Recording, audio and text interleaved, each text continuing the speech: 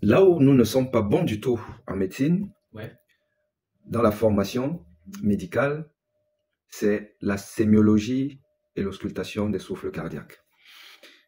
Je crois qu'il faut une réforme de l'enseignement médical et notamment cardiologique sur la maîtrise du souffle. Parce que statistiquement, si j'ai 10 malades qui me sont envoyés par les médecins traitants généralistes qui font du bon boulot, ça il faut le dire, pour souffle, c'est-à-dire indication de la consultation spécialisée de cardiologie, souffle cardiaque, 9 fois sur 10, il n'y a pas de souffle. 9 fois. J'exagère peut-être, mais vraiment un peu. Ce qui est rigoureux, c'est qu'au moins 8 fois sur 10, il n'y a pas de souffle.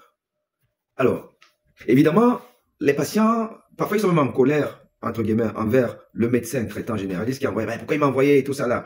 Et je vous parle en présence de mon patient et sa mère, que vous ne voyez pas effectivement, et je le fais aussi devant eux pour une approche déontologique, pour que eux-mêmes, justement, qui n'en veuillent pas au médecin, parce que j'en ai parlé avec eux, c'est que non, le médecin fait ce qu'il peut. Et le cœur est tellement un organe important que il vaut mieux se tromper par excès que par défaut. Il vaut mieux envoyer justement le patient vers le spécialiste, aussi pour ça que les spécialistes existent. Ouais. Il vaut mieux envoyer en fait dire, j'ai entendu un souffle.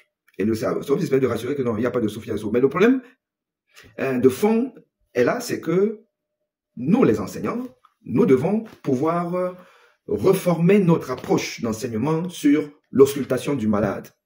Parce qu'en fait, ça fait partie du b.a.-ba, mais c'est un b.a.-ba qui n'est pas finalement aussi simple que ça, puisque on le constate, 8 fois sur 10, l'auscultation elle passe à côté, c'est-à-dire qu'on dit qu'il y a un souffle, qu'il y a pas un souffle et tout. Donc moi je pense que il faut une réforme, il faut une autre approche, qu'elle soit mixte entre l'enseignement pratique, parce qu'il faut, quand vous faites vos stages dans les services de cardiologie et tout, ben, il faut que à la période où vous avez les stages, qu'il y ait des patients qui ont des souffles. Et quand il y a des patients qui ont des souffles, il faut que tous les stagiaires, les externes, les internes, les résidents, c'est des cas spécialisés, il faut qu'ils viennent ausculter ces souffles-là. Parce que c'est plus vous allez entendre le souffle. Et quand le souffle, il faut déjà connaître la séquence des battements cardiaques, les bruits cardiaques, connaître le premier bruit, le deuxième bruit, et savoir que si vous entendez quelque chose qui souffle, un bruit surajouté entre le premier et le deuxième, c'est un souffle systolique.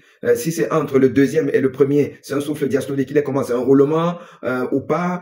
Il est de type éjectionnel ou pas? De type régurgitation ou pas? Ça, il ne s'agit pas simplement d'avoir des cours théoriques dans les amphithéâtres comme nous le faisons tous, où on vous explique tout ça. Ça, c'est une chose, ça, c'est la théorie. Mais maintenant, en pratique, il faut entendre soit par les supports qu'on a aujourd'hui, les supports dans les réseaux, via Google et autres moyens d'enseignement. Vous entendez ça, vous écoutez ça, mais aussi, rien ne remplace le malade.